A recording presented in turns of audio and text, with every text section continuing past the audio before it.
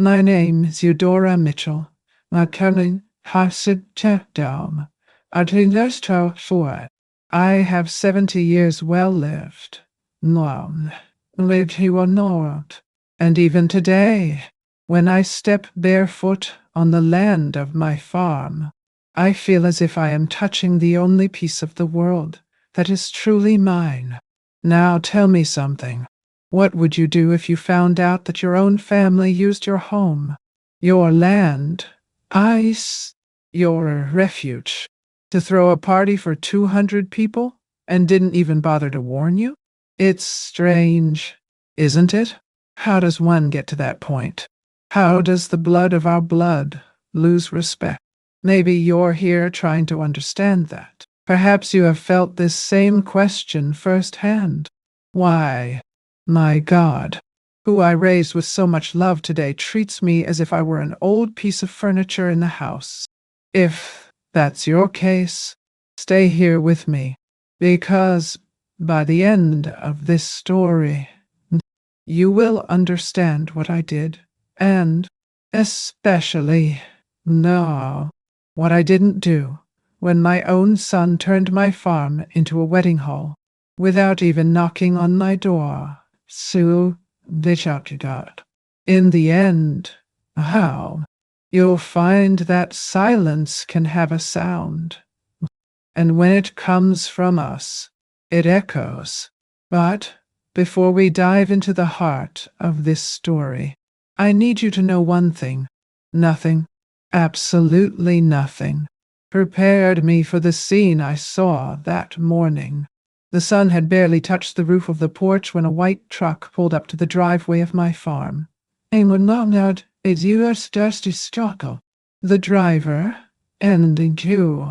driver, polite, got off smiling with a clipboard in his hand. Good morning, ma'am. Now, I'm here with the flowers from Saturday's wedding and an potted gown. Everything will be beautiful. See? Congratulations to the family. I didn't understand. I asked whose marriage it was. He flipped through the papers and replied, Benjamin and Rachel. No consider, I don't saw Podi Soust, on tough sound. Right here. I know some condo, as are here in the town, the Yaka. In the big field behind the house. It was at that moment that the ground fled from my feet. 200 people.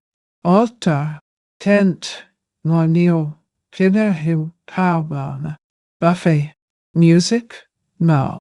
Everything prepared in my land.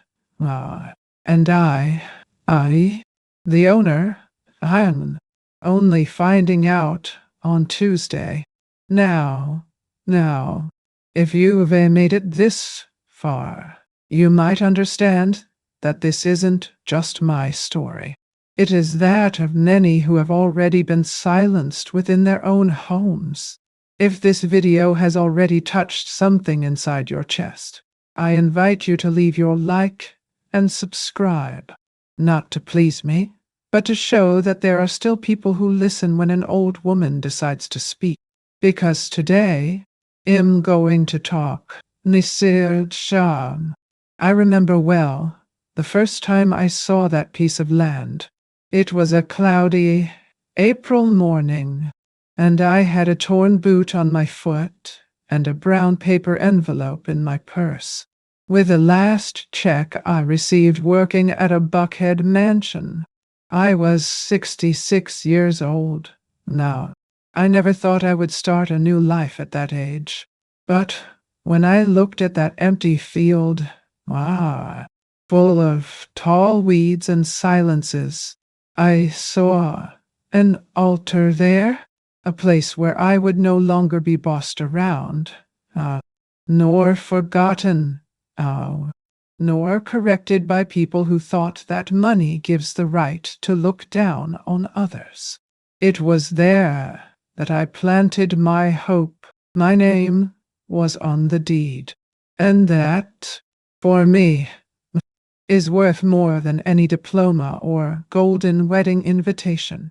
Every corner of this farm has my hand. The vegetable garden at the bottom. I was the one who opened it, alone, out, with an old shovel and my back hurting. The sheds I repaired with planks I picked up from the Richmond Hill junkyard. And that front porch where I drink iced tea every evening. It my brother who helped me build it. Before leaving, here there is sweat, but there is also soul. I have always been a routine woman.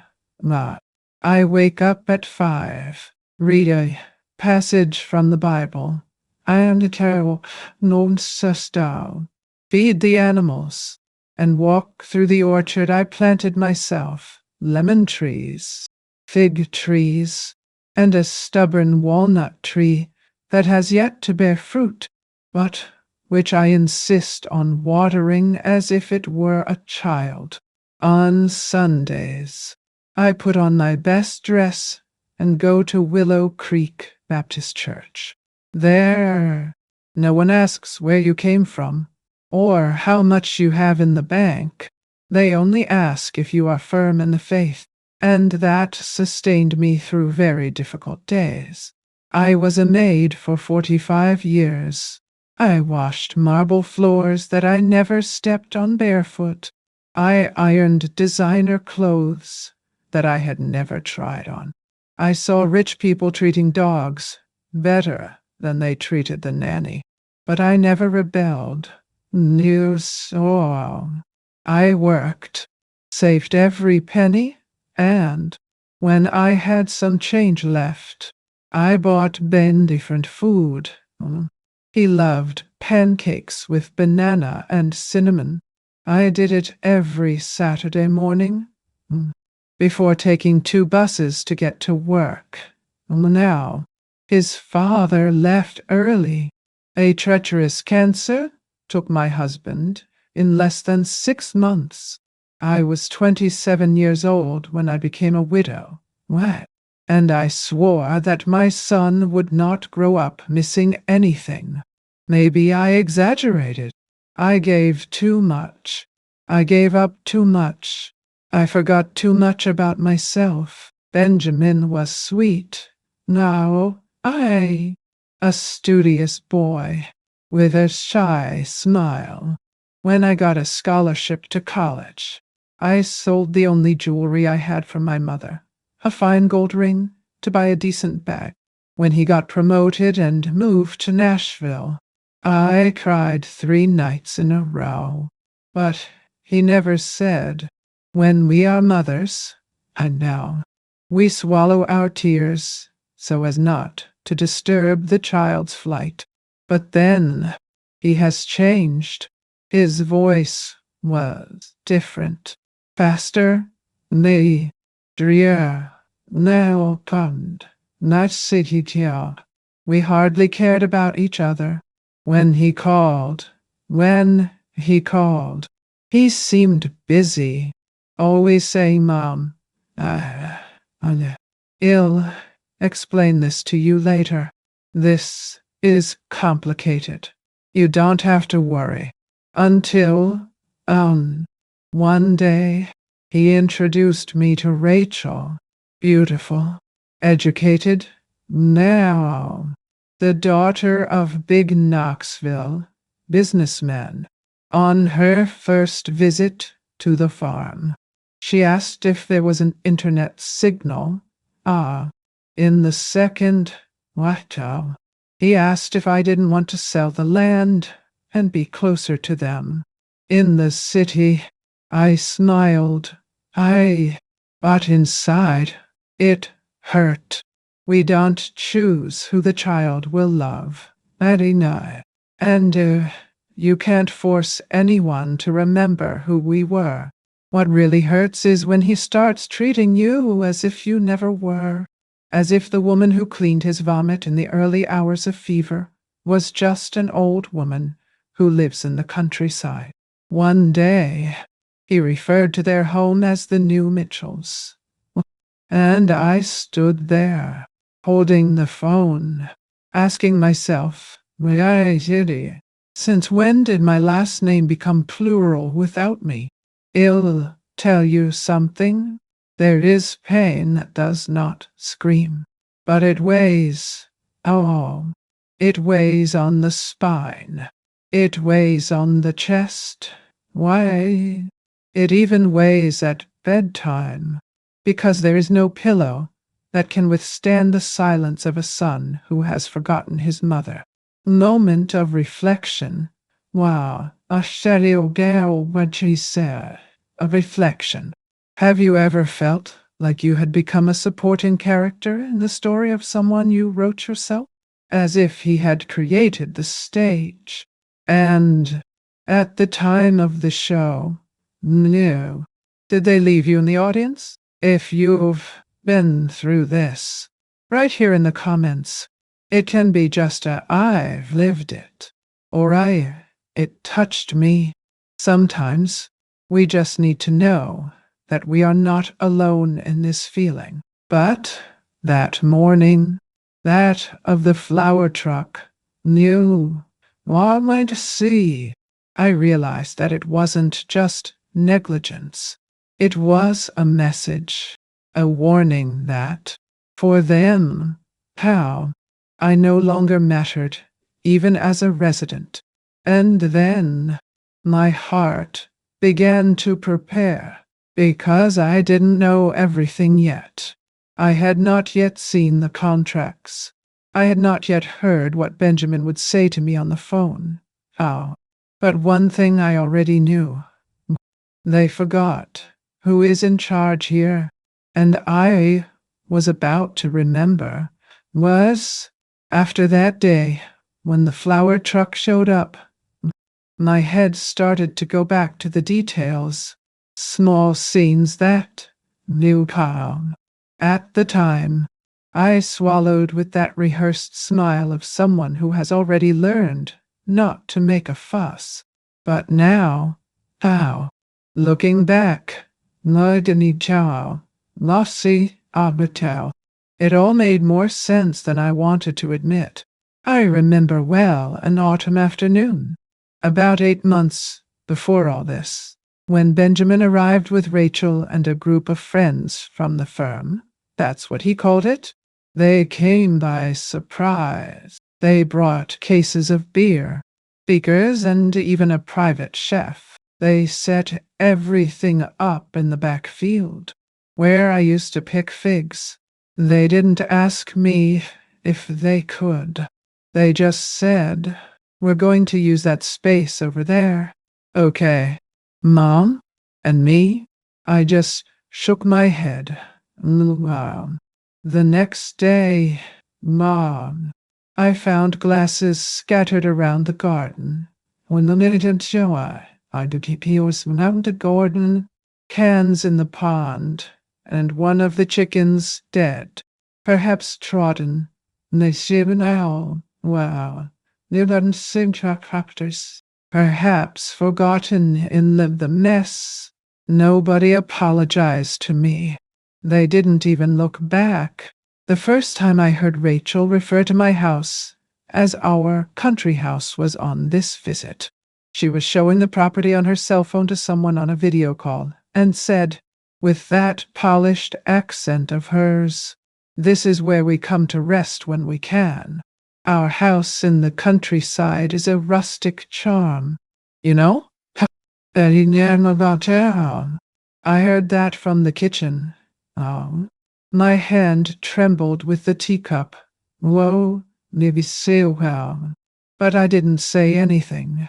Another time, in one of those forced Sunday meals, with the table full of laughter and opinions that did not belong to me, I ate quietly until the moment when someone asked what I did before retiring. I said, in my soft voice, that I was a maid for 45 years. Rachel soon replied, no, with a polite smile. Oh, Eudora? Nay, cannot come chicken to steal. Hankan. You should avoid telling these stories. It sounds kind of sad in front of others, as if my life were a mistake in etiquette, as if I should be ashamed of myself for having won the hard way. And it was there. It was there. At that moment, Dio, Anarsiwadi, under the chapter, alone, walk steady. That something inside me broke. I continued to be present at the meetings. I continued to serve coffee, opening the door. Hinafsidinisa, Oland Tam Okida, cleaning later. Why? But my spirit was no longer there. That girl, because for me she is a girl, wanted to erase the road I walked so that she could parade on the lawn without tripping. And Benjamin, wow, my son, my blood, he saw everything, and he didn't say a word. His silence hurt more than any of Rachel's sentences. They took care of the house like someone who accommodates himself in a hotel. At Siwelu to Stewell Ball. They entered, raw, used it, and left without even making the bed. They took pictures from the balcony, filmed the orchard, went a night Siban, which knocked the location on social networks as if it were a tourist destination. But when it came to asking if they could, no one knocked on the door, and I allowed it. Once, twice, 10, no, until the day of the truck, because it was no longer just a visitor. It was appropriation. No, it was a clear message. Well, out. You don't have to decide anything anymore. We decide for you. But what they forgot, it's just that the deed was still in my name, and that the voice of those who built in silence. He also knows how to answer. Well, I don't say. And when I called Benjamin that same day, that's when the mask fell for good. Want to know what he told me? So, wait and listen, because it hurts. It hurts like a slap without a hand. On the morning that everything really turned upside down, I was in the hen house, sweaty, with torn gloves, taking dry feces from the corner of the enclosure. When we live alone, we get used to cleaning what no one sees, to taking care of the corners that the world forgets. The landline phone rang on the balcony. I gave my hands a quick wipe and answered, still panting. On the other side, a lively voice of a man who seemed to be on a happy day. Good morning. This is Rick from Bloom and Vine Flower Shop in Savannah. I just need to confirm where you would like us to set up the main arch of the ceremony. The bride asked for something rustic, near the orchard. Now, I was speechless. Sorry. Ceremony? I asked, freezing inside. No. Yes. No, ma'am. Benjamin Mitchell and Rachel Fields' wedding. Wow. It's all confirmed for Saturday now, right? We have the address here. 318 Old Briar Road. I took a deep breath. The address was mine. The farm was mine. But apparently the permission never was. Now, Kadikaras, Kadikachukam, come here, come here. I thanked him with a lump in my throat and hung up. I stood still for a few seconds, with the phone still in my hand. My fingers were dirty with dirt, and it seemed that everything I had ever planted on that land had been trampled on at once. For the next 20 minutes, The phone did not stop. A girl from the buffet called asking if the energy in the barn was enough to chill 80 bottles of sparkling wine. A man from the sound team wanted to know if he could assemble the audio speakers as early as Friday night. The pastry shop called, asking for the side entrance to unload the personalized cakes and sweets. The photographer wanted permission to climb on the roof of the house and record the perfect view of the ceremony. It was as if my house, my story, had been rented on Airbnb without my knowledge. Every voice on the phone made me smaller. It was not just a ceremony. It was a siege, a meticulous, planned disrespect. As if I were a forgotten piece on the board they played.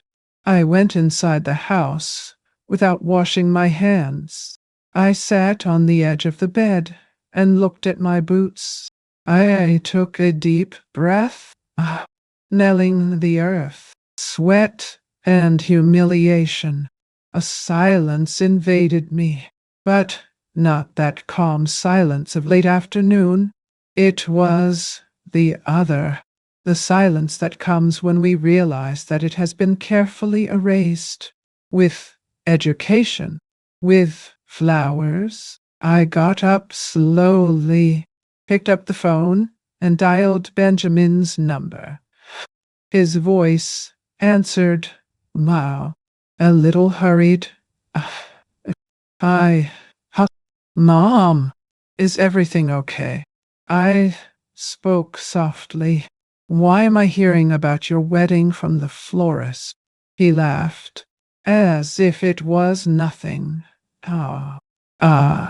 Mom, I thought Rachel had commented. It's just that everything is so busy. No. And also, we didn't want to give you trouble. You just need to leave everything tidy on Saturday. Can you? That was like a clean stab. No screaming. No blood. I am saying cutting it. Just a cut. You set up a wedding at my house without asking me. Then, no. On the other side. Silence. And then he said, in a voice colder than any Georgia winter, Mom, we thought you'd like it. And let's face it, Leon, you don't use that field space much. It's only going to be one day. Then everything goes back to normal. Back to normal. Ladies, don't pop this down. All pedestrians down. I'm to inside. As if I were a cleaning lady in my own home. An extra in their story. At that moment, I didn't answer. More than I stopped to talk about. I hung up slowly. I got up, went to the balcony, and sat in the rocking chair. It continued. I looked at the sky. The year went on. Blue, low, clean, property. And I thought, do they think I died and forgot to warn them?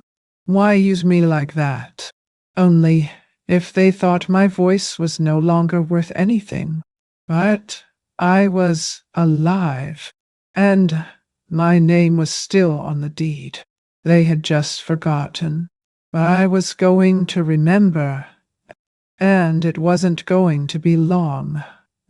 Because the other day, I had an idea, and when this idea took hold in my chest, I knew no one was going to shut me up anymore. Do you know what I did? Just wait and see. They didn't see it coming. Now, after that short phone call, I stood with the device still in my ear. Even after the off signal, weren't Distaki Sawa. It was as if I still wanted to hear something. An apology. Perhaps, a word that showed that it had been a misunderstanding. A hurry. Something. But it didn't come. Nothing came. Not a bye. Not a bye. Mom, not even a thank you. The silence on the other end of the wire was worse than a scream. I got up slowly and went back to the kitchen.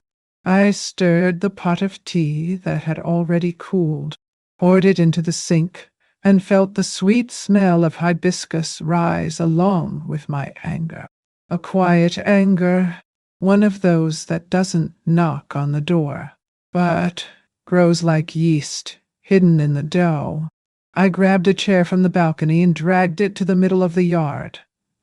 I sat there, facing the field where they planned to marry, without my blessing, without my consent, without even my knowledge.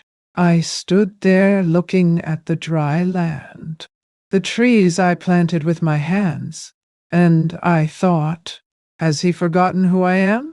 Or did he never know? The Benjamin I raised called me, crying for fear of the dark, prayed with me before going to sleep, waited for me to come back from work to have dinner with me. The Benjamin of now. She warns me that she will fill my house with people and loud music as if I were the caretaker of a community hall. And when I asked on that call if he even considered asking me if I had plans for Saturday, he laughed and said, Mom, Mom, you never have. You never have. This phrase echoed inside me the rest of the day.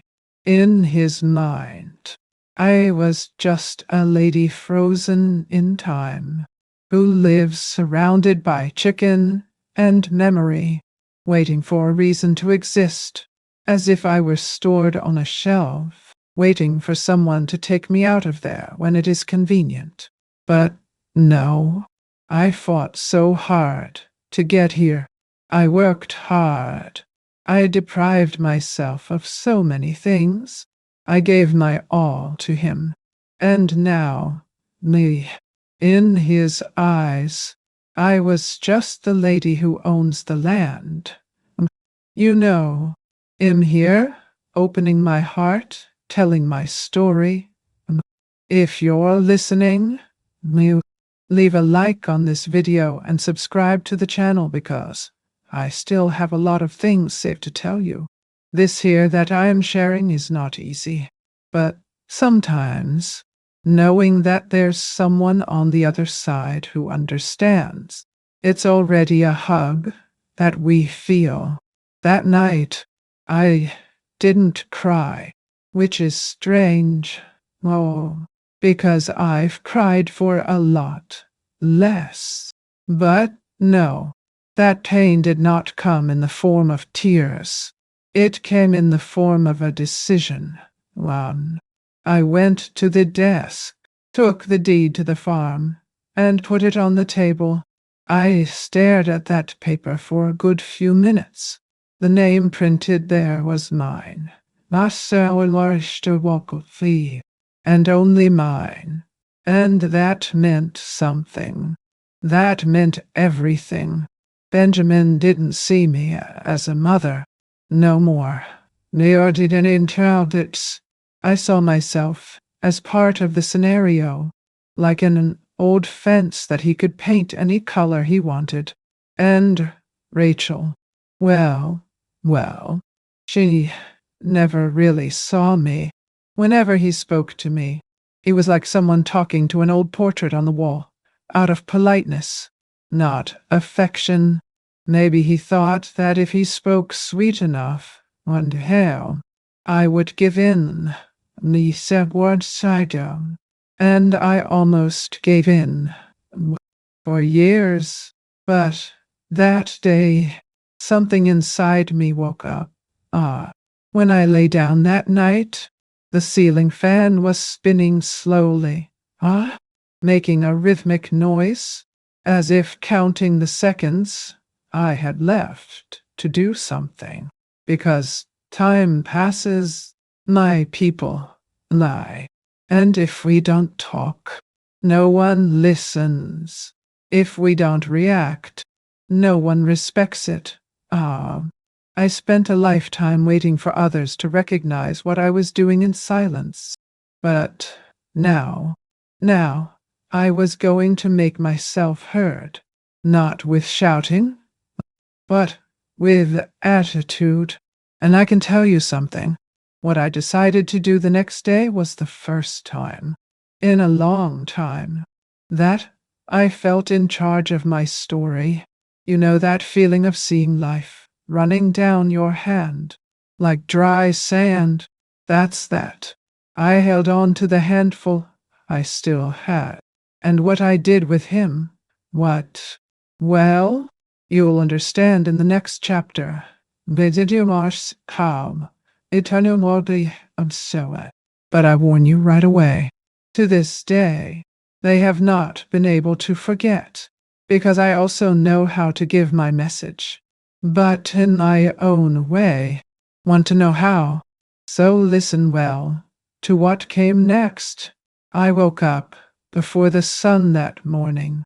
It wasn't even out of habit. It was out of insomnia.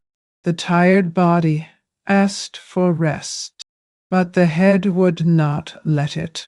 I got up slowly, numb, put the kettle on the fire and stood there, numb, leaning against the sink, listening to the sound of the water starting to boil, as if it was the only noise I could bear. The house was dark, but I didn't even turn on the lights.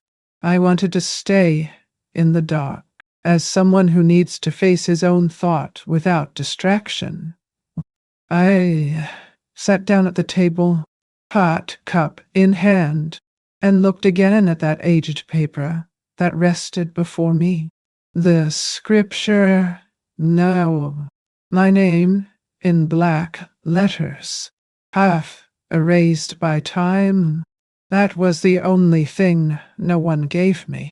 I was the one who made it, with sore knee, a windard psalm, and safety card, a human state commission call, a cracked hand, a tired eye, one. I did it with what was left of me, after so many years of being invisible. And when I say invisible, wow, I speak with knowledge of the facts, because I was employed in houses so big that I could barely hear the echo of my own voice. I washed a marble bathroom where no one ever looked me in the eye. I ironed expensive clothes while people sat down to dinner, as if I was part of the decoration. There were birthdays of mine that I didn't even remember, because I was so tired. I've worked on Christmas Eve with a fever, so the boss could go out in a new dress. I've ridden the bus for 2.5 hours, coming home at night, just to get Ben to bed in time and see if he had eaten properly. There was no lunch, no pampering, even for myself. But my son, oh, he never knew half of it. There was a winter, I remember to this day, when he needed a thick jacket for school. I had only $30 saved. I went to a sale in Decatur and found a used one, made of thick wool, with a button missing. I bought it anyway. I spent 2 nights sewing the button just like the rest, just so he wouldn't notice. And he didn't notice. He went to school with the jacket happy, and on a burned jacket sealed, and I was happy just to see him warm. What at why? With an elder notation I seeks to the call to trace. He doesn't even know. Maybe you'll never know. I sacrificed dating, partying, resting, vanity. I even sacrificed my faith for a while, because there were nights when I couldn't pray because I was so tired. But I never complained, because when we are a single and black mother, the world already expects you to fail, and I never accepted that fate. I wanted more for my son. I wanted him to enter a place where I have never set foot. And he came in. Good college. I work with a badge and tie. Beautiful bride. It am talking of catch soon. How golden card life. But it seems that the higher he climbed, the more I became a step. A few days ago, a neighbor asked me why he never shows up, and I made up that he's always busy, that his work is hard. None I say, old captain. But the truth is that he only shows up when he needs to. Like now, and the do, Adcontile. He wants to use my land, my history, my house, without even asking me. And if I say something, I'm called dramatic, as if I were an outdated old woman who should be happy to be included, even without being consulted. I looked at my hand that morning. She was shaking a little, maybe from anger, maybe from tiredness, maybe both. What not? But what ran down my face there? It wasn't anger. It was just a tear, heavy, silent, neon. He went down slowly, as if asking permission to leave. Not of weakness, but of pain. The pain of knowing that, after all, my own son doesn't see me. How? He listens to me, but he doesn't use. He visits me, but he doesn't see me. For him, now, I could say you am useful, but not essential. That's it. This is the kind of thing that no mother should ever feel. I took a deep breath. No. I got up, folded the deed carefully, and put it in the envelope again. And there, standing in the kitchen, I decided, if I'm going to be forgotten, why not talk soon? Let it be my way, in silence, but firmly. And since they scheduled the wedding without asking me, so I would prepare the reception myself. The difference is that the guests, they would not be the same. And the flowers, they would not smell the same. Want to know what I did? Oh, you'll find out. And it was beautiful to see that Thursday night the house seemed bigger, louder, and emptier. The wood of the floor creaked under my bare feet, as if the house itself was trying to talk to me. I walked from one room to another, aimlessly, without sleep, just the noise of the night outside, crickets and wind hitting the windows lightly. I turned on a dim light in the living room and started to move the furniture. I dusted the cabinet, lined up the picture frames on the dresser. I spent a while looking at the portrait of my husband. The one we took on our first Christmas together, when he still called me my queen. I spoke softly to him. Is that what we created, Henry? A son who doesn't call me by name, only calls me when he needs to? The frame did not answer, but silence answered for it. I sat on the couch, pulled an old blanket on my lap, and stood there, in the dark of the room, thinking about life as someone who looks at a field after the harvest. Empty, pale, worn, worn, but still fertile, alone, body not. And that's when I felt something strange. Not anger, not sadness. It was something else. A, a kind of energy that came from within. As if the woman who had always been firm, but silent, had woken up from a long nap. I got up slowly. I got up slowly, took the old laptop that I only used to pay the bill, and sat at the table. It took a long time to call. The screen flashed, made noise. The internet went down once, but when it finally opened, I typed in event planners in Savannah and showed on. Gah, I started scrolling. Several names appeared. Some too colorful, others looking small, but one caught my attention. Levine and Hunt, high-end corporate events. The site was sober, beautiful. Now it's so tired. And shown. It talked about exclusive experiences in unique places. He said they paid well for private spaces for executive retreats and discreet business meetings. Most of the sites listed were in remote areas, with open countryside. Silence and privacy, just like my farm. You would sorta modern shelter, and it was there, shore, between one click and another. That the idea sprouted.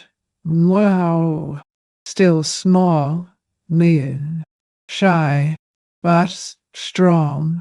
I stared at their phone there on the screen, feeling their hearts beating in my chest as if it were an old drum, waking up from the silence. I picked up the phone. I looked again at Henry's portrait, and he said in a low voice, "My gossage old Tom, hold me. It will go now. Nahuit, and I'll come around soon." Called, a girl answered, polite, in a firm voice. I introduced myself. I told him I had a property 30 minutes from Savannah, with ample space, a covered porch, an orchard, and an open field. She was interested at the time. He asked for photos. I hung up with the promise of returning in a few hours. I ran outside. On the donuttery, and just say your what? Dashako, Washino, Ching, Armstrong, still in my pajamas, and took pictures of the moonlit field from the balcony with the lights on, from the orchard, from the shed. Now. I sent everything with the caption, "Space available this Saturday." When I went back inside, my hands trembled. Hesitation. But it wasn't fear. It was a new certainty being born. I sat back down, panting. I felt, for the first time in days, that I was doing something for myself, not as a mother, not as an employee of history itself, but like Eudora, was stay. That girl who grew up hearing that she would never have anything, who worked her whole life to see a child shine, but who now, she was going to shine on her own, because no one has the right to take from us the little that we built with everything. And if you've come this far with me, listen to what I'm going to tell you. Sometimes what life takes away from us is not what hurts the most. That's what she leaves. Leave a space, a silence, a pause. And it is within this pause that what can change everything is born. Oh. So, stay with me until the end, because what's next? No one saw it coming, not even me. The next morning, my phone rang, and when I answered, well, I heard a proposal that made me smile for the first time in a long, long time. Want to know what they offered me? So pay attention, Lee, because that's when everything started to turn. On Friday, the sun had not yet passed the treetops when I saw a silver car park slowly at the entrance of the farm. A tall man in a light suit and leather briefcase came down with sure steps. It was Tom Peterson, manager of Levine and Hunt, the events company I had reached out to the night before. He had a polite smile and a firm handshake. Mrs. Eudora Namnon, it's a pleasure. You really have a special place here. I took him down the gravel trail to the field in the back. With each step, my heart beat louder. He looked at everything, took pictures, took notes. The breeze blew between the branches of the fig trees, and the field opened in silence, as if listening. I showed the balcony, the sheds, the renovated external bathrooms. I explained that everything was clean, organized, and that the place would be fully available on Saturday. Saturday now? He asked, astonished. Yes, sir. Free and ready. He paused for a second, and there signal. I am not told. Surveying the horizon. You can't imagine how providential this is. I had a last-minute cancellation at a Savannah hotel. An important client. Executive meeting. I need a place with privacy and structure. This is perfect. We sat on the porch. He opened the portfolio, pulled a short, narrow, direct contract. He explained everything to me, calmly. The amount, $4,500. Payment in advance. I signed with a hand that trembled, not with nervousness, but with something I hadn't felt in a long time. Authority. He handed me an envelope with the advance. Thanked me, and promised that the team would arrive on Saturday at 10 in the morning. When his car turned the bend in the road and disappeared through the trees, I stood on the porch for a good few minutes, clutching that envelope to his chest, not for the money, though all help was welcome, but because, for the first time in a long time, I had made a decision for myself, without asking permission, without waiting to be called. Why? And the place is Sue and I went in, Sue Opioba, put the money in the back of the desk drawer, and sat in the living room. I took the album of old photos, the one with the fabric cover embroidered by hand, and leafed through it slowly. I saw the little Ben there, dressed as a squirrel in the school play. Ben at high school graduation. So, Ben with the first bike, laughing with his mouth all dirty with chocolate. Wow, my boy, my little one, my Terry, our hard sobodo, the one who grew up watching my struggle, and who now seemed to think I was just a sympathetic shadow of his youth. Hurt. How it hurts. But it's funny. Sometimes we spend our whole lives trying to prove that we are worthy of respect, face, not voice, no. And when he finally realizes that he no longer needs to prove anything, a different peace arrives. Silent, on down, uptown, but firm. That's what I felt that afternoon. How? And if there's one thing I've learned in this life, it's this. Sometimes the one who is the most silent is the one who has the most strength, but the world forgets that. If you've felt this too, of having to swallow your pride to fit into the silence of others, comment below. It can be just a I know how it is, or a I understand you. We recognize ourselves in the details, and that's already a lot. Ishayukai had not. On Friday night, I prepared the house as usual.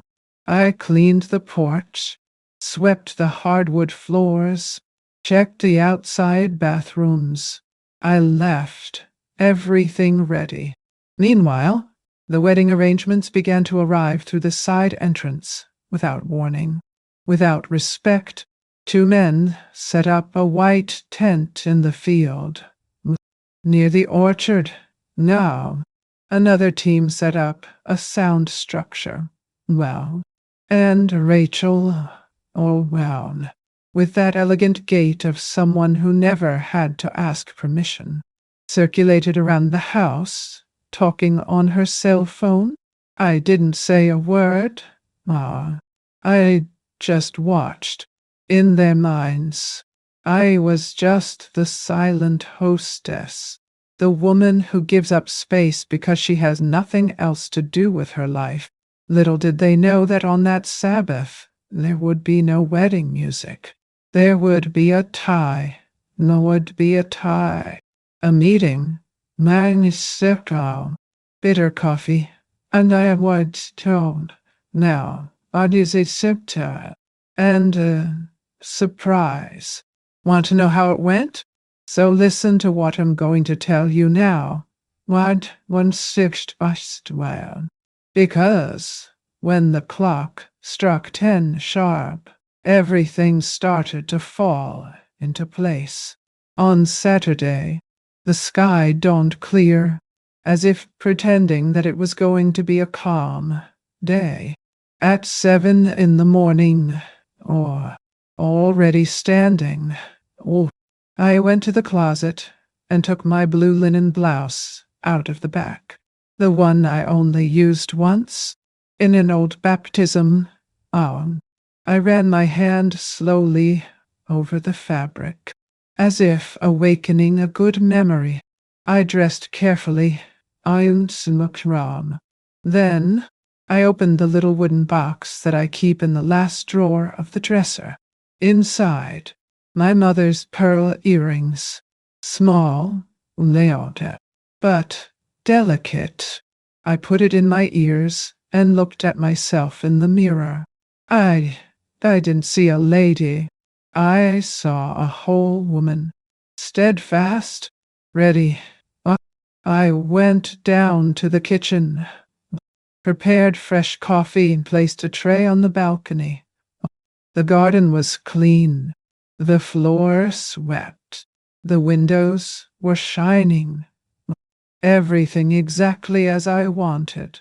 The kind of tidying up that you only do when you expect something important, or when you decide it's time to put everything in its place. At 9 o'clock sharp, I heard the first horn at the gate. A white van, with the logo of the buffet. The boy hurried downstairs, with a clipboard in his hand. Good morning. We came to set up the Mitchellfields' wedding space.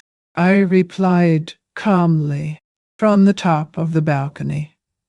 I don't have any weddings scheduled here. He stood still. Now, I do, Matriste. Wow. Not understanding. but that's the address they gave us.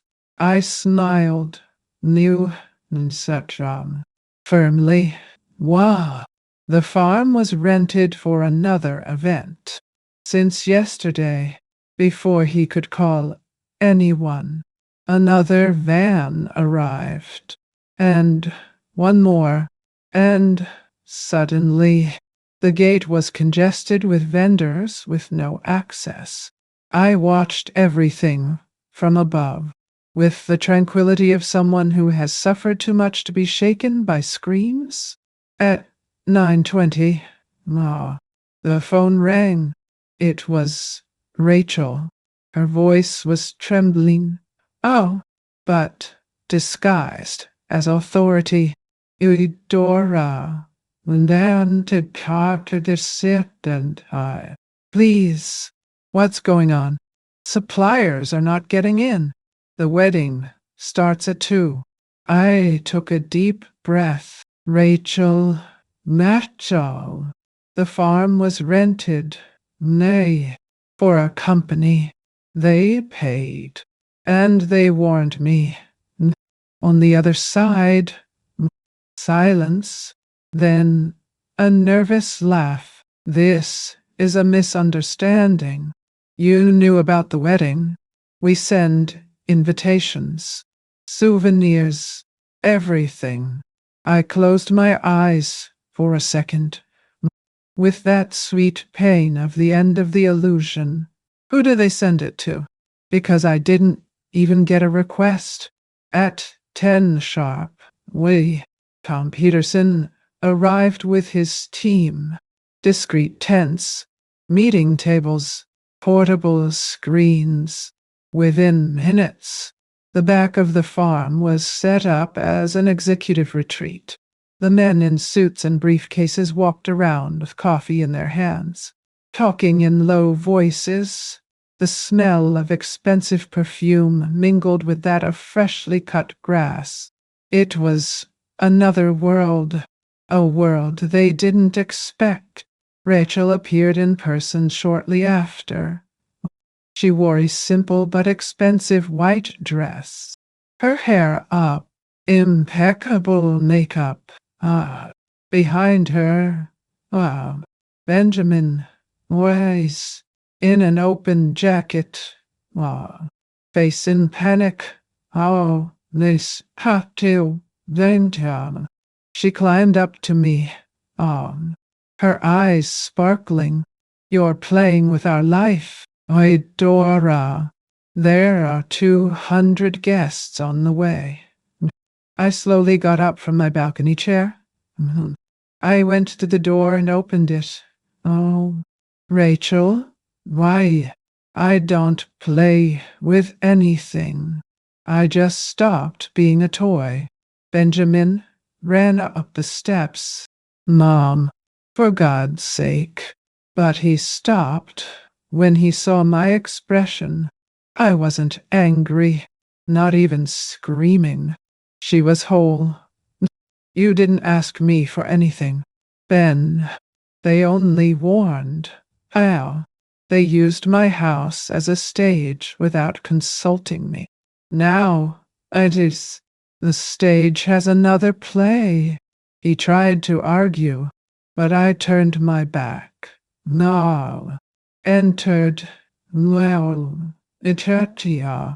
I left them talking to the wind, and I went to the desk drawer. I opened it. Well, I didn't see it. A circular dash ceiling. I opened it, took out the signed contract, and left it on the living room table. In whose name was the contract? In mine. Puffs. Who received the payment? I. None. Who had the right to the decision there? Me too. For the first time in years, all the answers belonged to me. Outside, I heard the first muffled screams, cell phones ringing, people getting into shock. I saw, through the window, a supplier trying to negotiate space with the corporate team, who didn't even understand what was happening. Chaos was taking shape now, but inside me, something was adjusted, like a crooked picture being plumb. So, Nan, I'll say here to Carl, do you know what I thought? That sometimes we spend so much time trying to be accepted, wah, that we forget that we already own it. Owner of her own history, owner of her own space, owner of her own peace. Nias how and peace. My people, Mosau soon. I the people. Nobody takes from us without letting us. But calm down. It didn't end there. Because marriage, or what's left of it, it was still going to bring one more surprise. And this one, not even I could imagine. Want to know what happened to the guests? Well, then, hold on. That now comes the most beautiful part of the story. They returned an hour later. My mother, no cop said here also walked down, furious, slamming the car door as if it would open up some space they no longer had. Rachel came ahead. No, you don't so where you are, stumbling in her heels in the fresh mud of the garden. Her white dress was already starting to stain at the hem, and, even so, she kept her chin up as if she still thought she could control everything. Benjamin came close behind, his arms full of papers, contracts, reservations, schedule same. If documents had more force than respect, they came straight towards the field, where the team from the event company was already finishing assembling the tables, adjusting projectors, organizing the last details. One of the employees offered cold water on trays. The contrast was almost comical. Rachel approached the manager, now calm tone, and began to speak with that sweet tone that always hides poison. Sorry, sir, but this property is reserved for our wedding. All suppliers are arriving. There must be some mistake. Tom was not even shaken. He opened the briefcase, pulled the contract, pointed with his finger. How? You must be wrong. Here we have the contract signed by the owner of the farm. Payment made.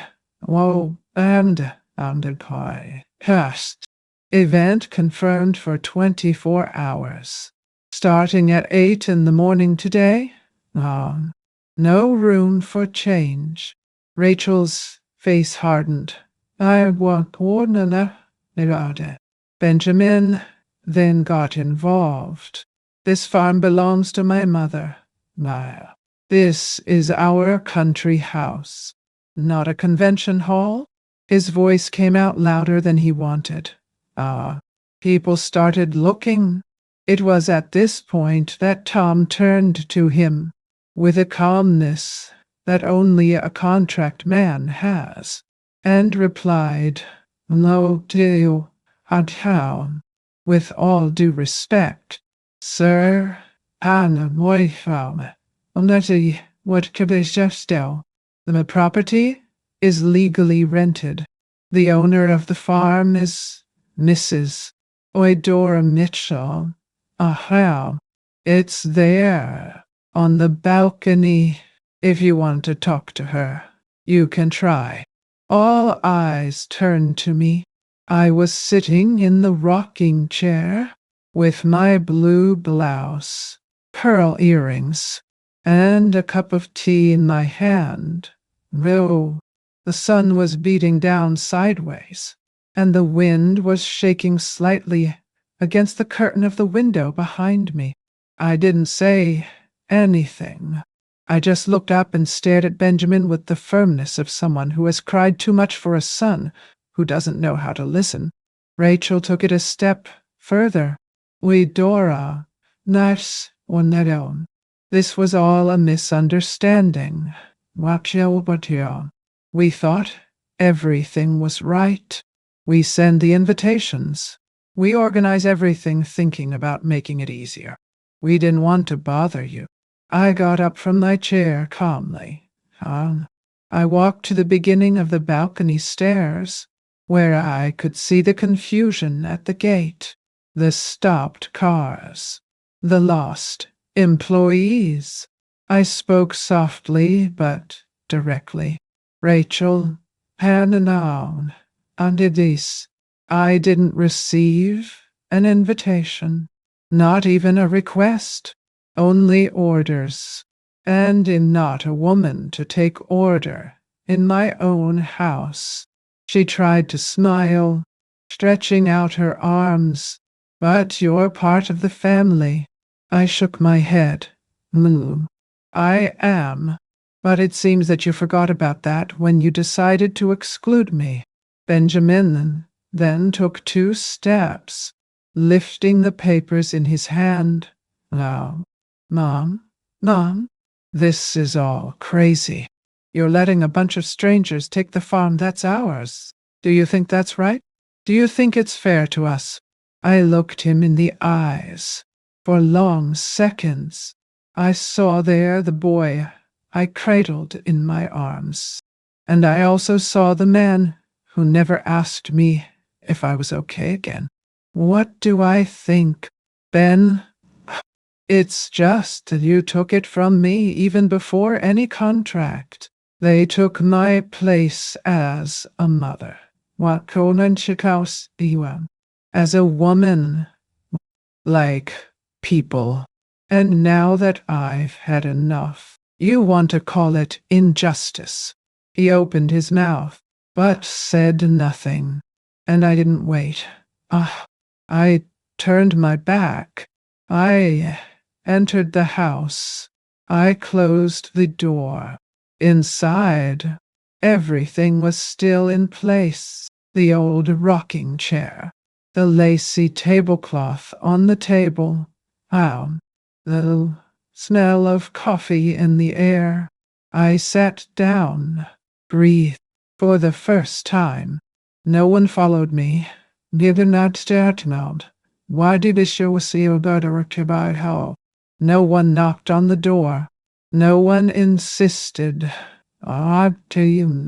If this piece of my life can become a mirror or a hug for someone, will it help me to carry it forward? Like and subscribe here to the channel. It makes more difference than you think. Outside, I heard loud voices, phones ringing, trucks trying to reverse through the dust. But I stayed there, sitting in my house, and for the first time, I didn't feel like an intruder in my own story. For the first time, they knew when they'd turn up a soul was out their captain.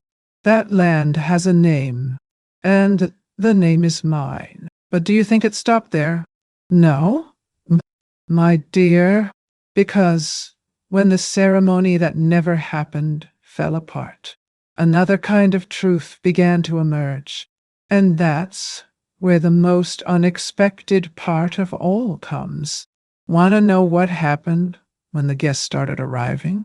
So just listen, because that's when silence became a lesson. The cars began to arrive shortly before noon. Black SUVs, rented sedans, vans with relatives who came from other cities, all following the address neatly printed on the golden invitation. Mitchell Farm, and 22 County Road, Savannah.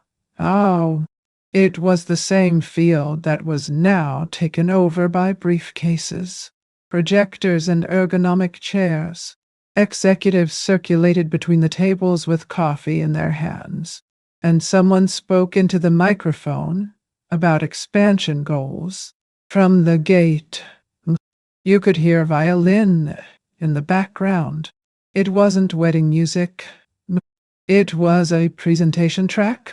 The first couple to arrive, Rachel's aunt and her husband, stood in front of the entrance and stared. Lost. They even got out of the car, adjusting their clothes, trying to understand where they were. The aunt whispered, "Nice. Is this really the place? I don't see flowers, nor an altar. I sell a maid. The stick nursery." Two more guests arrived. Then four. Then dozens, all finding the same scenario. No welcome banner, no ceremony bench, no romantic music, only folders with corporate graphics and acronyms. Rachel ran up to me. Her heels jamming in the grass, her makeup smudging in the sun. Widora, Alandanis, taste you now. Please, make it stop. You're destroying our marriage. I, sitting in my rocking chair, just turned my face away. At the next table, I served coffee to Tom, who politely thanked him. No, wonderful atmosphere. Miss Mitchell, your farm is perfect for events. I hope we can use it more often. I smiled unhurriedly. Wow. He will always be available, as long as they warn me politely. Outside, the decorator, a thin girl with a high bun and clipboard in her hand, was trying to improvise with withered flowers in the parking lot. Where do I put this? Mama? There's nowhere to mount even a bough. The buffet was stuck outside. Someone tried to unload trays on the balcony, but was stopped by the corporate team. Benjamin walked back and forth with his cell phone glued to his ear. He said hello to no one. I and one Tom, as if looking for an invisible savior. No plan B. No extra tent. No rented hall. Nothing. The truth is that the most important day of their lives, it was never prepared with respect. They counted on my obedience, not with my presence. And that's when it all fell apart. Now, at one point, an elegant lady, mother of one of the guests, approached the balcony. Excuse me, do you know where Ben and Rachel's wedding is going to be? I looked her in the eyes. Gently. It won't be. Ma'am, at least not here. She frowned. Confused. But isn't that the place of the invitation? I nodded. Yes, it is. But no one invited me. I went back inside. Will you back inside? Grabbed a pitcher of lemonade and went back to the porch. That was not revenge. It was an answer. It was the echo of all the yeses that I was forced to say quietly. It was the most dignified no of my life. And sometimes, folks,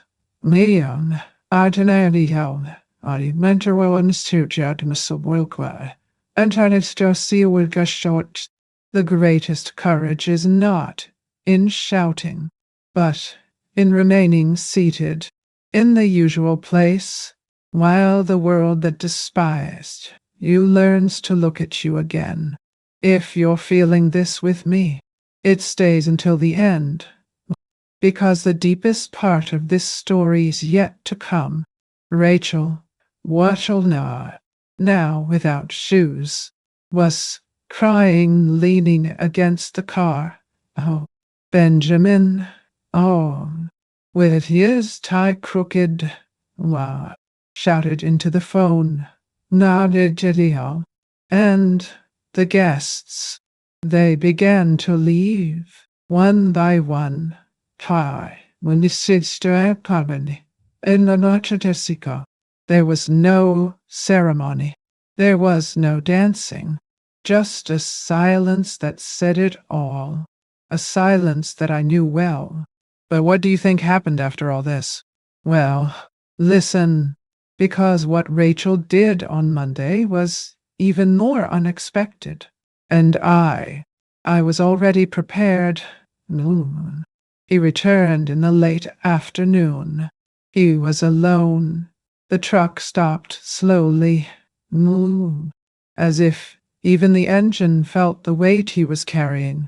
Benjamin descended with slow steps, his shoulders hunched, his eyes red.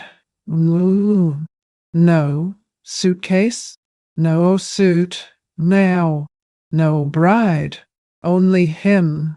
He climbed the balcony stairs as if stepping on sacred ground. I was already inside, wiping the lemonade glasses on.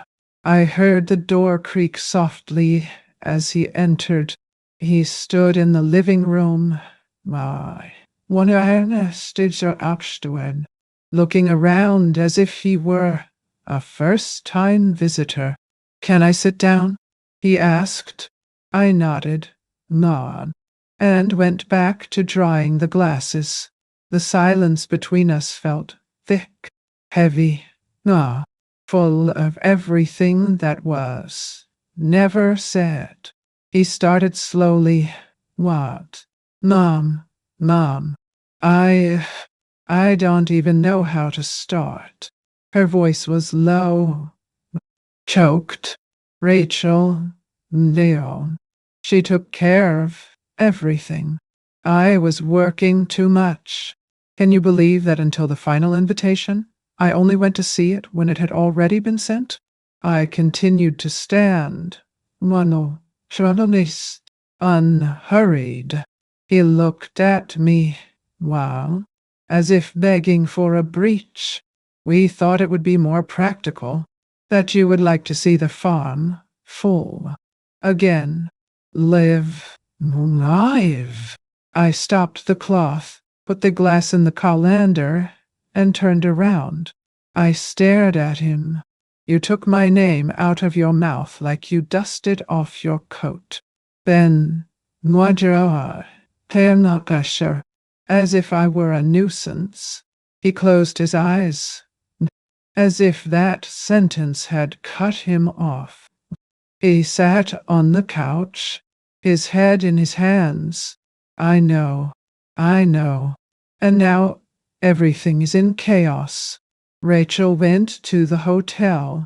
He said he doesn't want to see me. The guests all left confused. My mother-in-law doesn't even want to talk to me. I sat in the sewing armchair. The same one where I embroidered his name on the first sheet he took to the college dorm. He looked at me for a while, and for the first time, I saw my son for real, without the arrogance, without the armor. Just a broken man, faced with something he himself destroyed. Mom, I'm sorry. I feel ashamed. It's not just regret. It's shame. The tears came, and I let him cry. The old eyes sound. I didn't go to him. I didn't extend my arms, because sometimes silence is the only place where pain learns to listen. And you know what? Some memories mark us like a hot iron, not because they were grandiose, but because they hurt in the place where we most expected affection. You there, who are listening to me, have you ever been through something like this? Have you ever felt that someone has ripped your name out of history as if it were a detail? If you want, leave a memory of yourself here in the comments. Something that hurt, or that made you see things differently. Sometimes, sharing memory is a way to heal in a low voice. Benjamin stayed there for a while. He tried to tell how everything went wrong, as no one understood anything. How exposed he felt, humiliated, us, alone, downs.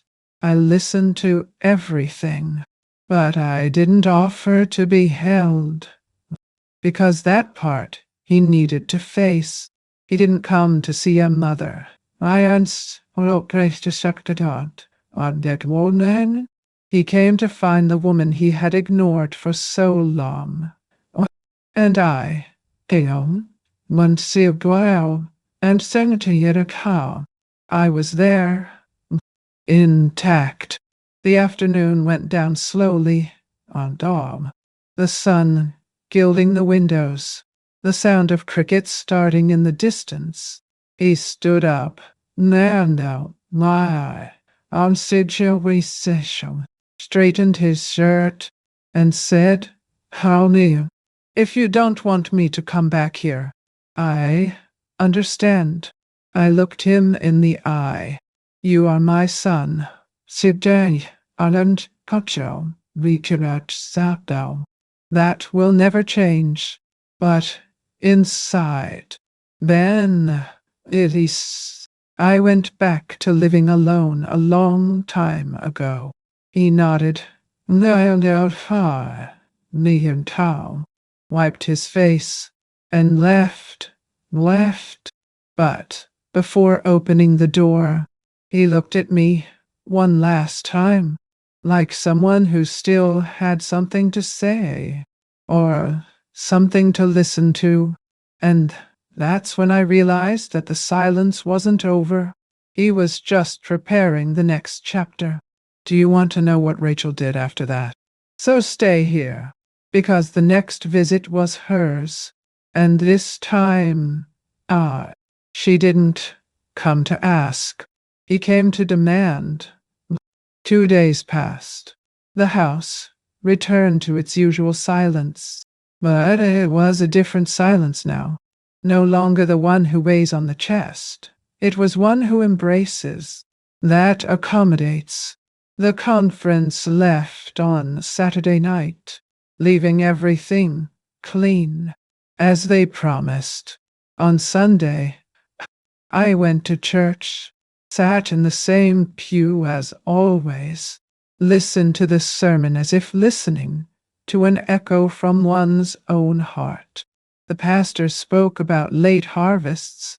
He said that sometimes we plant and only see the flower when we didn't even expect it anymore. I got the message. On Monday morning, when I went to get the newspaper from the mailbox, there it was, a cream envelope, with round calligraphy, my name written without a title. Just Eudora Mitchell Howe. The still wet seal of the serene. I opened it right there, on the balcony, and with my eyes half closed by the sun. One sheet only, handwritten. 1-2 peso and cow, a connoisseur town. Mrs. Wan, Tund. Eudora, there, why, Northern City Stoke, which is so calm. I don't know if I have the right to call you that, after all, but I write because spoken words no longer fit. When it all came crashing down on Saturday, I found myself floored, and in the midst of that confusion, I realized something. The lady never screamed. He never had to raise his voice. But your absence from that wedding cried out for you. I stopped reading there for a moment. No, I looked at the empty chair next to me, as if I hoped someone was listening with me. I turned my eyes to the page. I was arrogant. I was cruel. And the worst thing, I was ungrateful. I thought that because I had a white dress and a ring on my finger, I could take what didn't belong to me. I ignored the history that this house carries. I ignored you. And more than that, I tried to reduce its size. Because deep down, I felt jealous, envy of the silent strength, the firmness with which the lady took care of everything. I wanted it to be mine, but it's not. It never was. She wrote a few more things, trying to justify choices, attitudes, words spoken between fake smiles. But no excuse carried as much weight as that final passage. Forgive me if you can. But if you can't, understand. You won. And I finally understood why. Rachel. Washel. I folded the paper calmly. I didn't cry. He doesn't smile. Window. I just got up, went to the bedroom, and opened the old wooden box where I keep my important documents. Inside, now, next to the deed to the farm, the one with my name in black ink, firm, serum, with no room for doubt, I put the letter, not out of affection, but for registration, for justice. That was not memory. It was proof. Proof that the woman they tried to erase resisted now. And sometimes resisting is all we need to do. I kept thinking about that phrase for days. Your absence screamed for you. And, there are silences that have more courage than any words. If you're still with me here, it's because you know. Well, there's pain that we go through standing up, and there's victory that comes slowly. But when it does, changes everything. But don't think that was all there was to it, because that same week I received a visit that I didn't expect. And this time, well, it wasn't to apologize. It was to try to take back what was no longer theirs. Want to know what they did with the house contract? So get ready. Because now is when history will turn. The following Tuesday, just after lunch, I went downtown to meet Dr. Louise McCarthy, in Washington. I didn't so perhaps a lawyer known for taking care of the old lands in the region. I entered the office with the papers in the leather bag I inherited from my husband.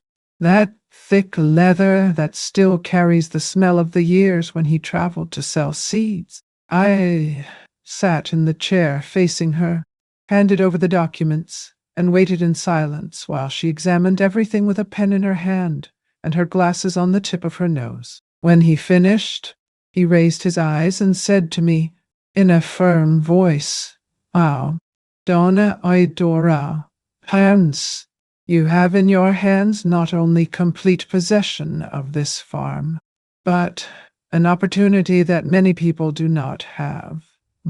Your land is valuable, and not just for the story, but for what it can be from now on. I took a deep breath. I stood there, listening as she explained the ways to me.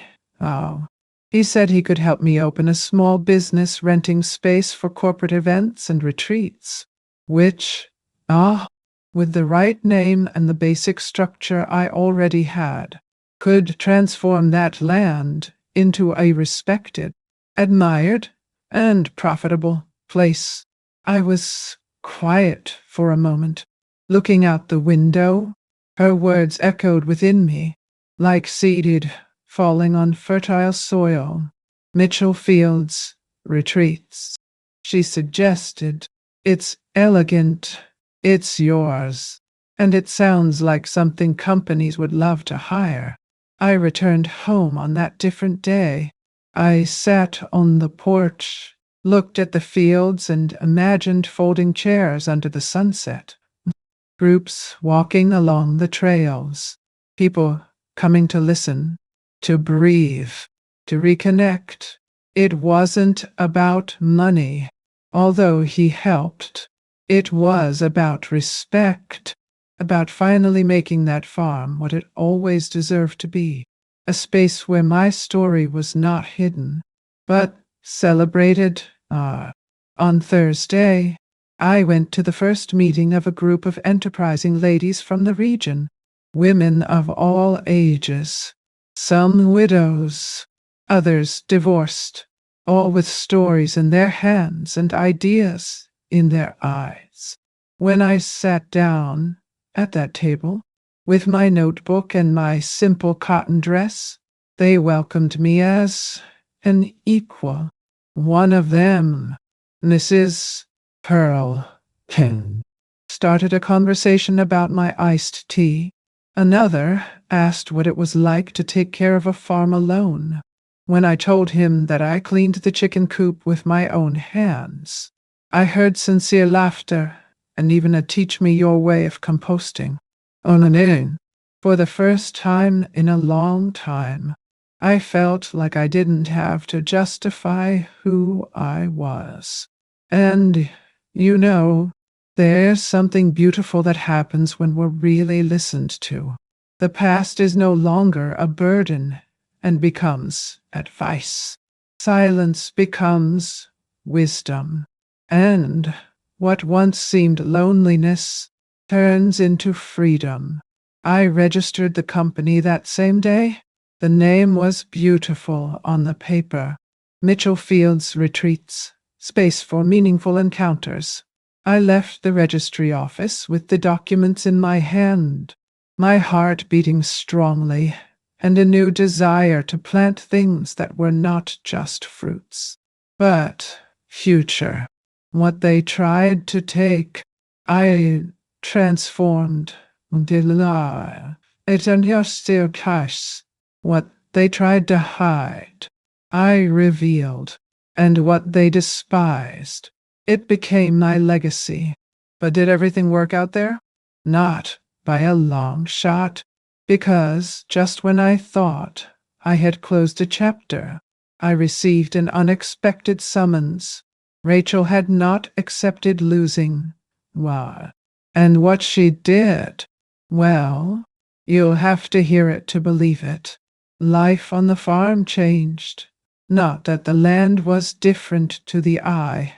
The orchard still bore the same fruit. The sheds still creaked when the wind passed strongly, and the porch sway still made the same old noise. But there was something new in the air, something that you couldn't see, you could only feel. People now arrived with respect, asking before stepping.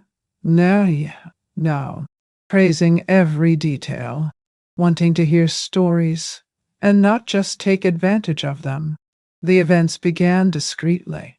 A group of meditation retreats in the countryside.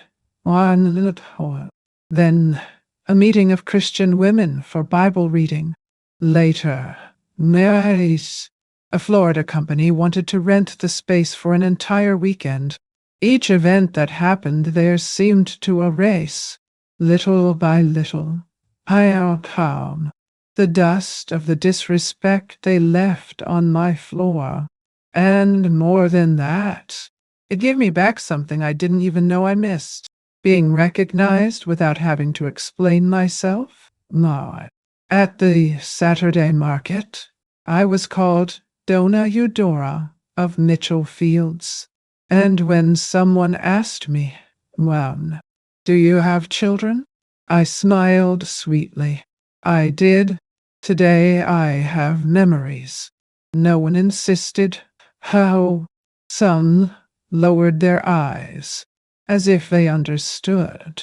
Others just respected silence, because, Median, sometimes what we don't say is what we shout the most. Benjamin appeared a few times, first with a corn cake in a basket, then with tools to help me fix the fence. There was a day when he arrived with a rosebush seedling, saying that he remembered me liking pink tea. I thanked him. I accepted the plan, but I planted outside, near the pasture, a place of flower that does not take root here. The truth is that I didn't hold anger anymore. The anger had gone away in the same truck that carried the canceled wedding arrangements. What remained was awareness and a certainty that I learned over time. Those who didn't respect me when I was floor won't command me now that I became a ceiling. He tried to start a conversation, remembered his childhood, how talked about when I told stories before going to sleep. And I listened, but he didn't come back, because it's not about rancor. It's about clarity. Benjamin needed to learn that love is not an automatic right. It's construction, and there are people who knock down too much to then want to climb on top of what's left. Sometimes I would sit on the porch and watch it all. The cars arriving, the laughter in the distance, the ladies with their cloth bags, the young people taking pictures near the old oak tree. And I thought, all this came after the pain, as if the field had given flower after the cruelest drought. There are things that we live and keep, but may be telling. We help another heart to breathe. So, if this story's touching you, like this video, subscribe, and we will make it reach those who need it. Because there's a lot of Eudora out there, and none of them deserves to be forgotten. But, as I said, the lull here never lasts long. Because that Friday afternoon, a black car pulled up at the gate, and what came out of the inside? It was not a memory, nor nostalgia. It was an envelope, and within it, something that almost took my breath away. Want to know what Rachel did this time? Well, hold on tight, because her righteousness was written on letterhead. On Sunday, the breeze came lightly, blowing the kitchen curtains as if announcing something. I put on my white linen dress with the blue lace sash, the same one I wore to last year's church anniversary service. I put on the small gold earrings I'd gotten from my mother before she left, and walked slowly to the wooden chapel on Willow Creek. Every step on that dirt road was also a step inside me. I knew that Sunday was going to be different, even without knowing why. I arrived early, as usual. I sat in the front seat, on the right side, where I have always been since my husband passed away. I like to listen to the choir there. It's as if the music beats more directly in the chest. The service began with praise. Then came the prayers, the readings, the hymns. But it was at the time of the announcements that I saw him, on the other side of the church, At the very back was Benjamin, and next to him, Rachel, Rachel, hand in hand, the two with their heads down. He looked at me, but didn't move. Rachel, as soon as she realized I saw them, lowered her eyes, not out of shame, but by weight, the kind of weight that not even high heels hold. They didn't talk to me. They didn't even get closer. My few. They just stayed there, as if they wanted to witness something they knew they couldn't touch. Some neighbors whispered, "I and Mokeon." Did you see that they came? Yes. After that shame, you have to have courage. I just smiled. I just smiled with the peace of someone who doesn't need to defend himself. When the service ended, I greeted the brothers with the same kindness as always. I sat for a moment on the bench, breathing in the smell of the trees wet with dew, and then I got up, took out of my bag a simple envelope, no name on the front, just sealed with a blue ribbon, and handed it into the hands of Pastor Jeremiah for the renovation of the orphanage. I whispered, "Now, on behalf of my mother, Clara Mitchell, Neonakis Ardell, Wanta, Alforzi Perkin."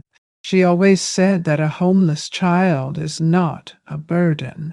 It's a chance to start over. The pastor smiled with teary eyes. It's a lot.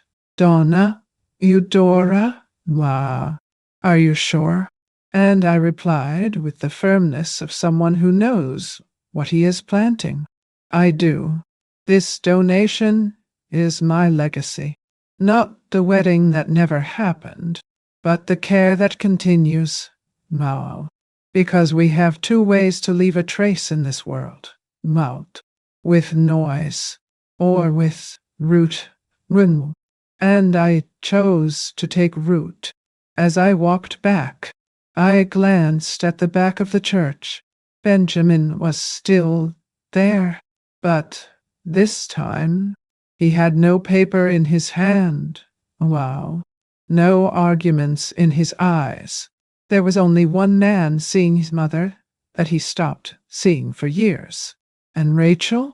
She looked at me as if looking at a portrait that was once just a frame, and now reveals an entire story.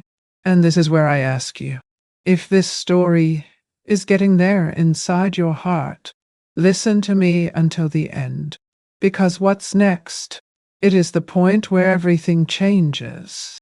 Sometimes we think that the greatest pain was contempt, but what hurt me the most? That's what I found out later. Khan, Ward Khan, at that meeting at the registry office. Do you think it's over? So listen. Why? I did because there were more people keeping an eye on my farm than I imagined. The following months passed almost without warning. The farm was full of life, events planned in advance, and Eudora's routine finally had the rhythm she always wanted. Peace mixed with purpose. But on that autumn afternoon, as the sun began to brown the orchard, an unknown car pulled up to the driveway. He was not one of those corporate suppliers, nor a curious neighbor. It was Rachel. Nanlin, our facts, Captain Tom. Alone. How? It looked different. The high heels she always wore were gone. The dress was simple, and there was no shadow of heavy makeup on her face. Just sincere, curious, even a little shy eyes. And As he approached, I felt something new. There was no challenge, no demand, no arrogance, just recognition and something I was still trying to decipher.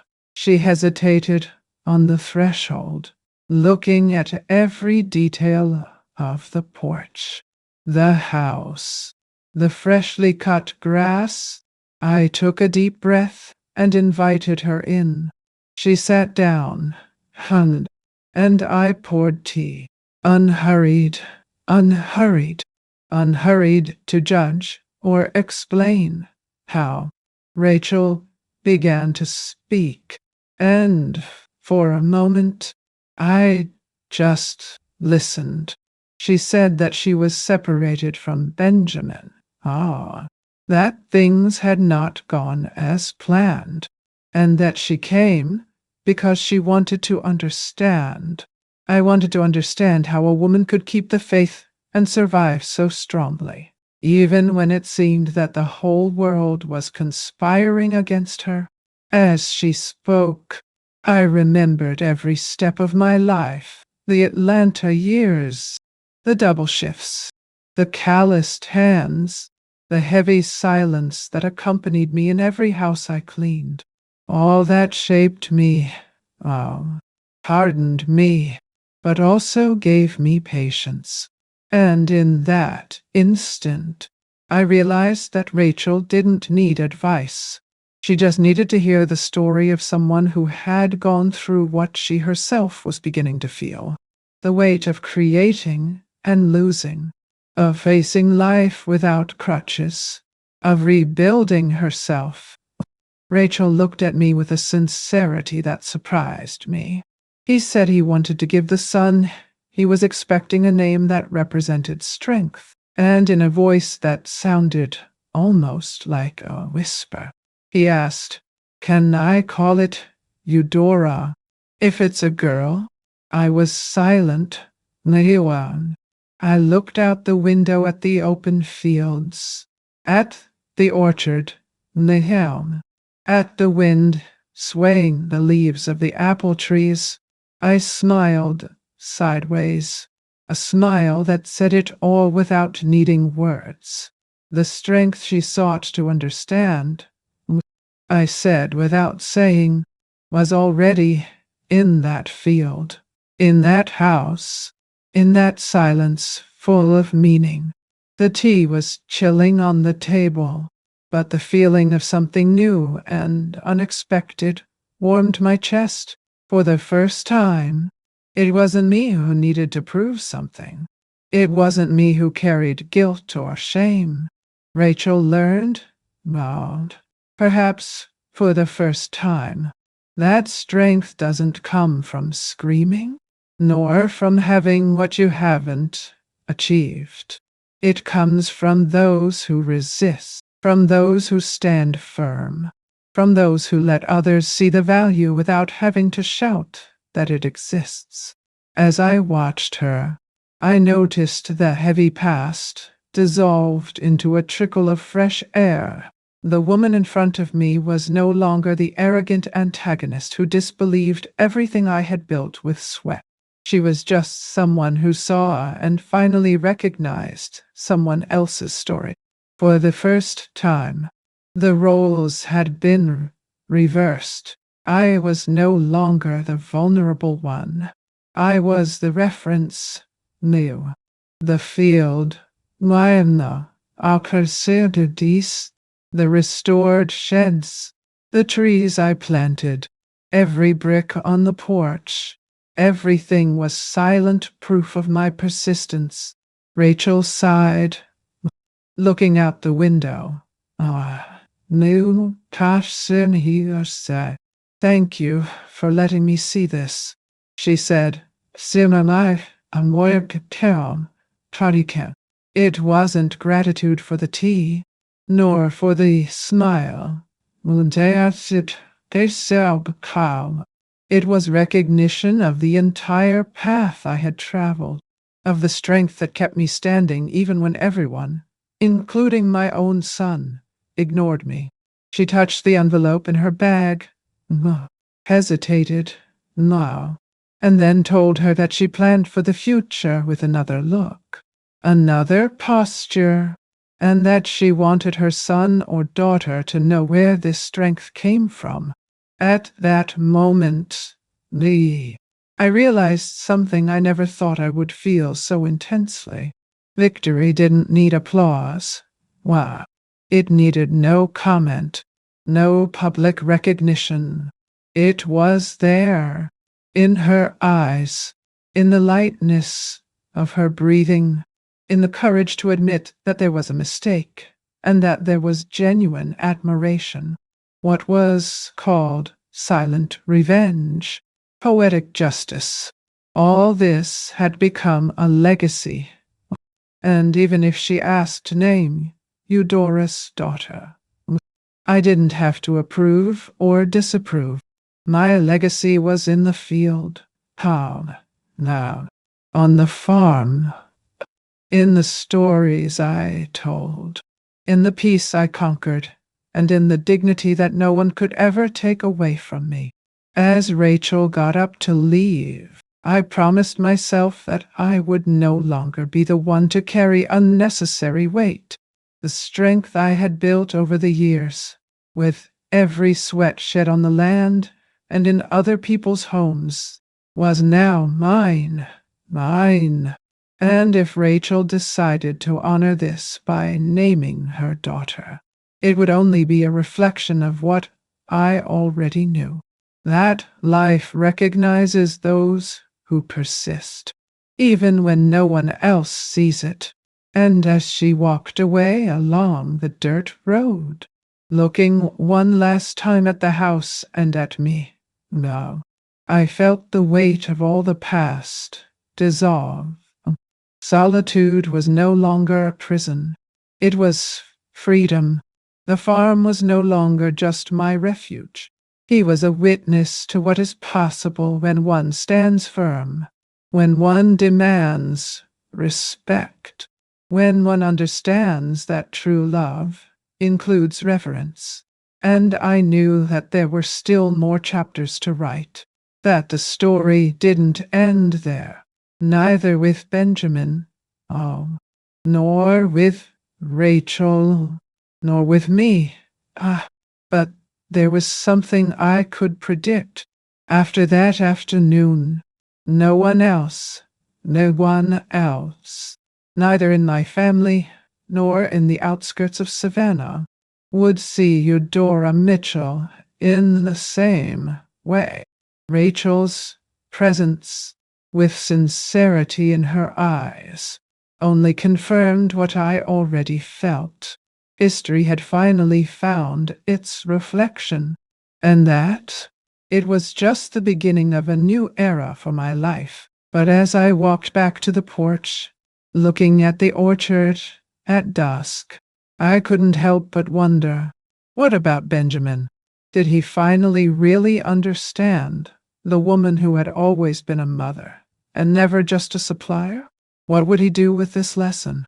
And with those answers yet to come, I smiled again, because I knew that the ending, when it came, would be mine alone. I sit on the porch at dusk, with the old notebook open on my lap, the pen gliding slowly over the yellowed pages. I write memories that I have kept for decades, words that echo from my mother's voice, stories that I lived in silence and that no one has ever really known. Each letter seems to weigh you down, but it also relieves.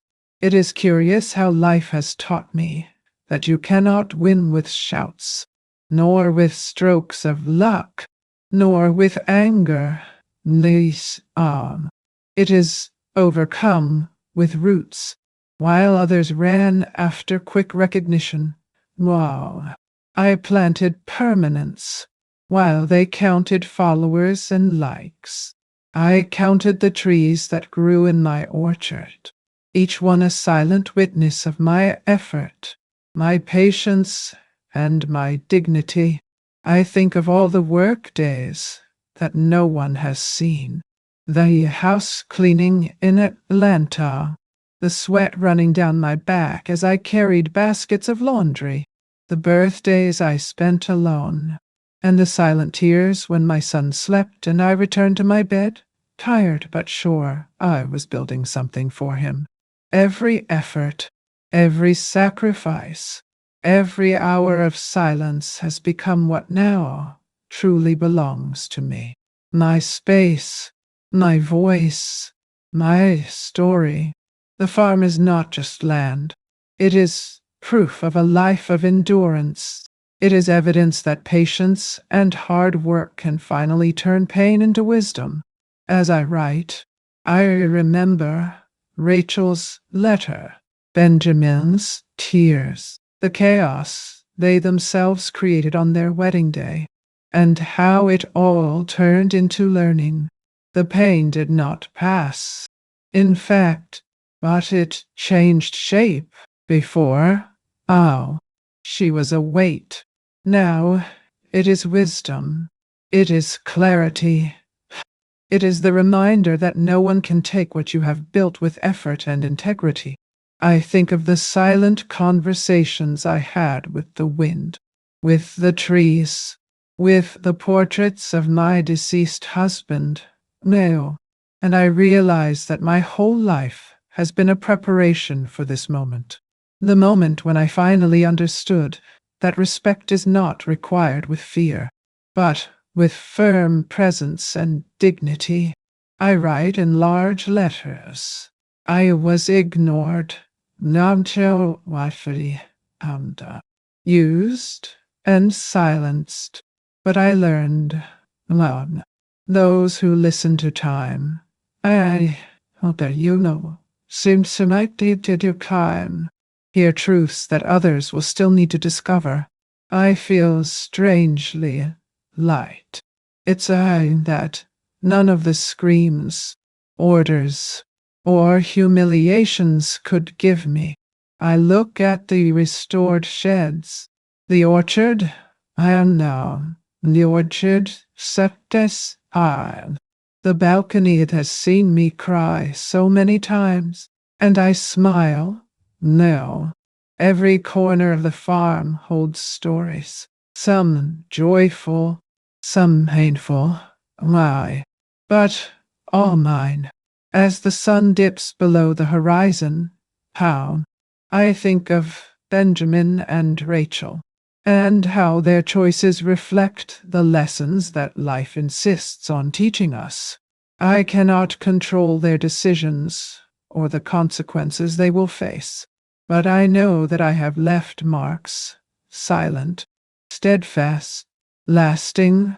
Life has taught me that you don't have to humiliate to teach, nor punish to gain respect. The land, I know, Lizzie told Socha. Time and patience did it for me. Well, and I learned the importance of waiting, of watching, of deciding when to act, of choosing my battles, and of protecting my own worth. The wind gently shakes the leaves of the orchard, and I close my eyes for a moment, letting each memory pass like a sequence of silent photos. The days of work, the rare smiles, the tender moments with my son, Rachel's mistakes and arrogance, the chaos of the marriage, and finally, the sense of silent justice that nothing and no one could steal. My hand continues to write, drawing lines that seem to connect the past to the present, pain to wisdom, loneliness to freedom. Wow. And as the sky darkens, I feel like I'm ready for the next chapter of my life, no longer as the submissive mother or the invisible maid, but as Eudora Mitchell, master of her story, owner of her land, Nishilsa, woman who learned that life rewards those who persist with dignity. Every tree planted, every shed restored, every silent gesture of resistance is an invisible medal that no one can ever take away from me. And when I finally put the pen away, down, I was so down, closed the notebook, and let my gaze wander over the field. I realize that the real victory is not in what others see or admire. It is in the deep feeling of having maintained my integrity, of having respected myself, and of having made it clear that, although the pain has been heavy, patience and quiet strength are much more powerful. As night falls, I lean back in my chair on the porch and think, would you wish what if Benjamin really understood the strength that has always been in me? What if Rachel can pass that lesson on to the next generation? What if my life serves as an example for other women who feel invisible, underestimated? I don't forgotten. I smile slightly. The future is uncertain, but I know one thing. No one can erase the history I wrote with my own hands. The farm, my memories, my dignity, none of this is negotiable. And so, sitting there, surrounded by the smell of earth and flowers, I feel a strange peace. It is not a noisy or celebrated victory. It is a silence that speaks louder than any applause, firmer than any scream, deeper than any belated recognition. And calm. It is proof that those who stay true to themselves, even when ignored, will always find their own form of justice. The wind blows again, and I close my eyes once more, allowing every memory, every learning, every sacrifice to settle in my heart. The pain still exists, but now it is light because it has become something that no one can steal. Wisdom, strength, and the certainty that living with dignity is the greatest victory that anyone can achieve. And as I think about it, I realize that there is one last question in the air, something that still intrigues me, and that perhaps only time will answer. Will those who underestimated me ever truly understand the dimension of the strength that I have always carried within me? I sit back on the porch, the wind playing among the leaves of the magnolias, and observe the farm I built with my own hands.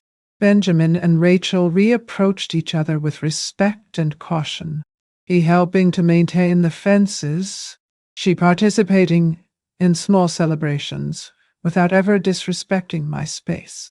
The farm is now a place of meetings, learning, and celebrations, but under my rules, with my dignity intact. The corporate events business thrived, bringing financial independence and recognition from the local community. But, more importantly, my silence and patience turned into a powerful response. I didn't have to yell or humiliate. I just stood firm on what was mine. I learned how. Once again, that strength and respect go hand in hand, and that true power comes from those who stay true to themselves. If there's one thing I want you to take away from this story, it's that life always gives us opportunities to show our worth. We can't always control others, but we can choose how to react, how to protect our space, our heart, and our history. Time teaches, patience molds, and dignity preserves. Love without respect sustains nothing. Forgiveness, without understanding limits, is fragile. This is the lesson I carry, and that, if I can, I wish to reach every heart that listens to me today. And to you who are watching, thank you for staying here, for sharing this moment with me. The like you leave is like a hug that warms and supports this channel, and this subscription is like an invitation to come back. Have a coffee with me and listen to the next story.